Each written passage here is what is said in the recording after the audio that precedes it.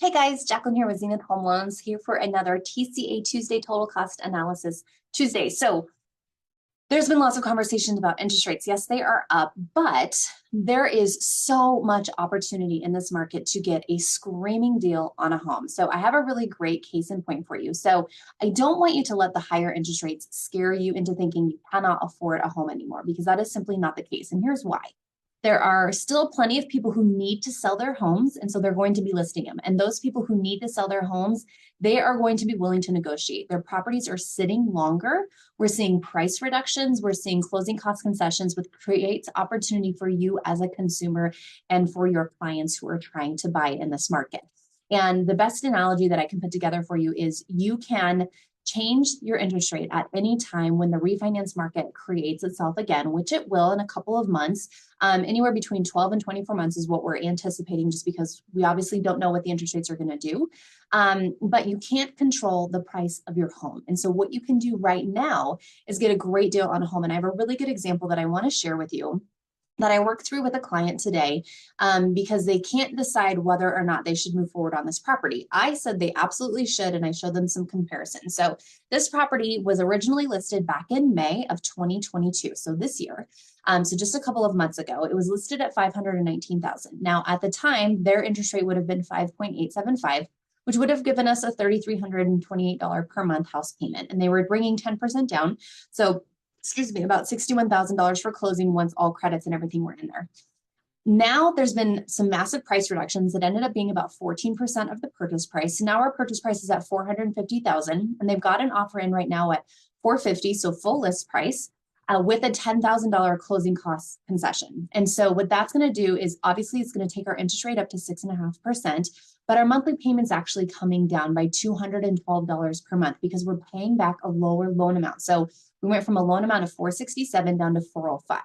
Now, our plan is that there's going to be a refinance opportunity sometime in the future. We obviously don't know when that's going to take place, but ideally we'd like to see an interest rate drop of at least 1%, just to throw a number out there for right now.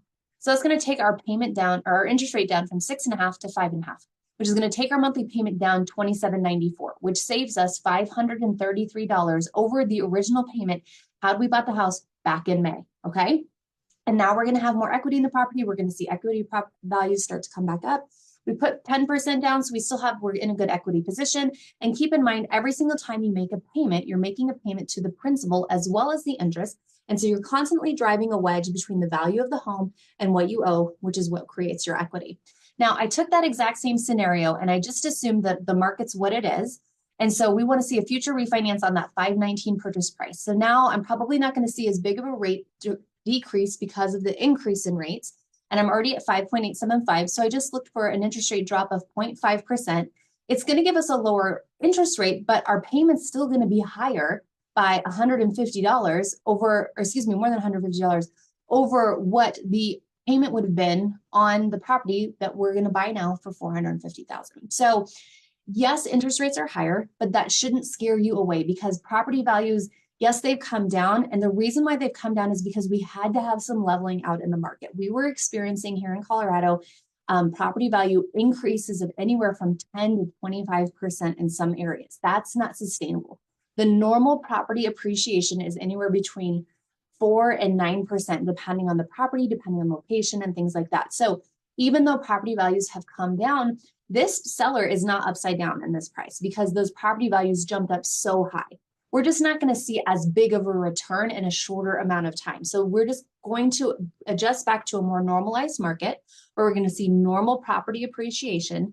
Property values are still going to appreciate. We might see them level off a little bit, but we needed that to happen because we can't have both ways. We can't have super low interest rates and property values falling. It's just not reality. So you're either going to have lower property values and cheaper purchase prices and higher interest rates, or what we've been experiencing, really high property values, really high purchase prices, having to waive all of our contingencies, having to waive our appraisal gap coverage, bidding 10% over list price, and have super low interest rates. So that's kind of where the exchange is. And this hopefully gives it to you in real numbers. So I hope this is helpful information. I hope this kind of starts some conversations in your head. The best thing I can recommend to you is to start looking at what your options are. Yes, interest rates might be higher, but you have room to negotiate. You have room to go in there and ask the seller to pay for all your closing costs. you can see across the board, this closing cost didn't change our price that we're paying for this home because we've got higher interest rates. So we're paying more there, or we're paying points and things like that. Those numbers are still going to factor in, but I got a much lower payment opportunity, and I created another opportunity for me to refinance into the future. As I've said many times on here, the best time to buy a house was 20 years ago. The next best time is today. If you've been waiting for the market to slow down, if you've been waiting for things to cool off and less competition and not have to overbid, it's right now. We don't know how long this is going to last for, and you're going to pay, you need somewhere to live, and you've got to pay a mortgage payment one way or another. It's just a matter of whose you want to pay. So I hope this is helpful information. This is just meant to show you what you have access to, and so that you can make a more educated decision on how you move forward with your property. So I hope this is helpful.